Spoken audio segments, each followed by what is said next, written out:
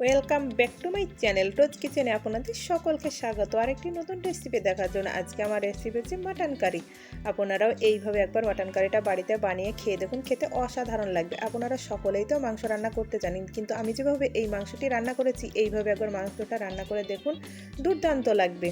আশা করছি আপনাদের খুবই ভালো লাগবে, আর ভালো লাগলে অবশ্যই একটি লাইক করে দেবেন। আসুন তাহলে দেখে নিন।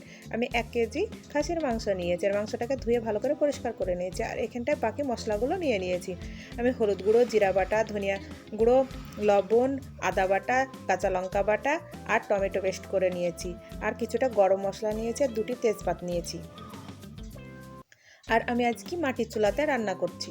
দেখেন, আমি মাটির চুলাতে কড়াই বসিয়ে দিয়েছি, পরিমাণ মতো সরিষার তেল দিয়ে দিলাম, আর 2টি রসুন কুচি আর বড় সাইজের একটি পেঁয়াজ কুচি দিয়ে দিলাম। দিয়ে 2টি তেজপাতকে 4 টুকরো করে আমি দিয়ে দিলাম। দিয়ে কিছুক্ষণ নাড়াচাড়ার পর আদা বাটাটা দিয়ে দিলাম। আদা বাটাটা একটু নাড়াচাড়া করার পর টমেটোটা দিয়ে দিলাম। এইভাবে আপনারা মশলাগুলো পরপর দিয়ে মশলাটাকে ভালো করে কষিয়ে নেবেন। আমি এখানটায় কাঁচা লঙ্কা বাটা দিয়েছি, আপনারা চাইলে চেরা লঙ্কাটাও দিতে পারেন বা শুকনো গুঁড়ো লঙ্কাটাও দিতে পারেন। দেখেন, সব এক এক করে মশলাগুলো দিয়ে দিলাম। দিয়ে মশলাটাকে কিছুক্ষণ কষিয়ে নিব। স্বাদ মতো লবণ দিয়ে দিলাম, হলুদ দিয়ে দিলাম। আশা করছি আমার এই রেসিপিটা আপনাদের খুবই ভালো লাগবে। আপনারা তো মাংস অনেক রকম খেয়েছেন, কিন্তু আমি যেভাবে এই খাসির মাংসটা রান্না করেছি এইভাবে একবার মাটির চুলাতে রান্না করে দেখুন, দুর্দান্ত লাগবে।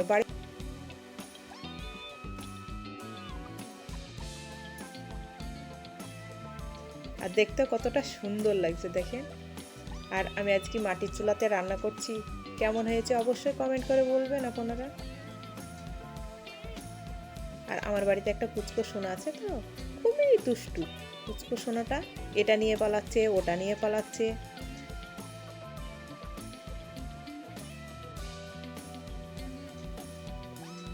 এইভাবে আমি ঢাকা দিয়ে দিয়েছিলাম 10 মিনিট। 10 মিনিট পর ঢাকাটা সরিয়ে আবারও নাড়াচাড়া করে নিচ্ছি।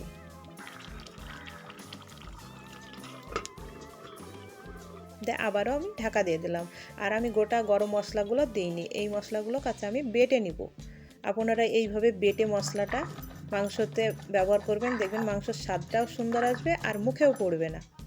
দেখেন, আমি শিলপাটাতে বেটে নিয়েছি।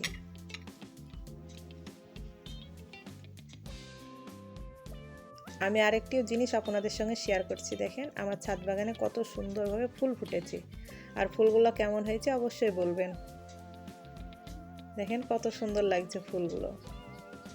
আর আমার ছাদ বাগানে অনেক গাছ আছে, আপনাদেরকে এক এক করে দেখাবো।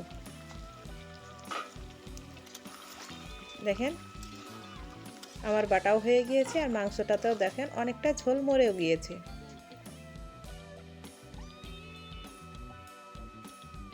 মাংস থেকে যে পানিটা বের হয় ওই পানিটাকে ভালো করে কষিয়ে নেবেন। নিয়ে তারপরে বেটে রাখা এই গরম মশলাটা আপনারা দিয়ে দিবেন। দেখেন, আমিও এই বেটে রাখা মশলাটা দিয়ে দিলাম। আপনারা এই মশলাগুলো আমি যেভাবে ব্যবহার করেছি এইভাবে আপনারা দিবেন, তাহলেই দেখবেন মাংসের টেস্টটা অনেক সুন্দর আসবে। আর আপনার বাড়িতে সকলে খুবই পছন্দ করবে। আপনারা এই মাটন কারিটা একবার বাড়িতে বানিয়ে ভাত, রুটি, পরোটা, লুচি, ফ্রাইড রাইস সব কিছুর সঙ্গে খেয়ে দেখুন, খেতে দুর্দান্ত লাগবে। আপনারা তো মাংস সকলেই রান্না করতে জানেন, কিন্তু এইভাবে একবার দেখুন বাড়িতে মাটির চুলাতে রান্না করে। আর দেখেন, মাংসটা আমার কষানো হয়ে গিয়েছে, কতটা সুন্দর হয়েছে আর কতটা লোভনীয় হয়েছে। দেখেন, আমি অল্প একটু ঝোল দিয়ে দেব। আপনারা ঝোল না দিয়েও এই পর্যায়েও খেয়ে নিতে পারেন। আমি একটু ঝোল দিব, আর ঝোলটা দিব উষ্ণ গরম পানি। আপনারাও যদি ঝোল দিতে চান তাহলে আপনারা এইভাবে উষ্ণ গরম পানিটা দিয়ে দিবেন, তাহলে মাংসের টেস্টটা সুন্দর থাকবে, মাংসের টেস্টটা পারফেক্ট থাকবে। দেখেন, ঝোলটা দিয়ে আমি ঢাকা দিয়ে দিলাম 15 মিনিট, আর চুলার আঁচটা রেখে খুবই লো আছে আমি রান্নাটি করে নিব।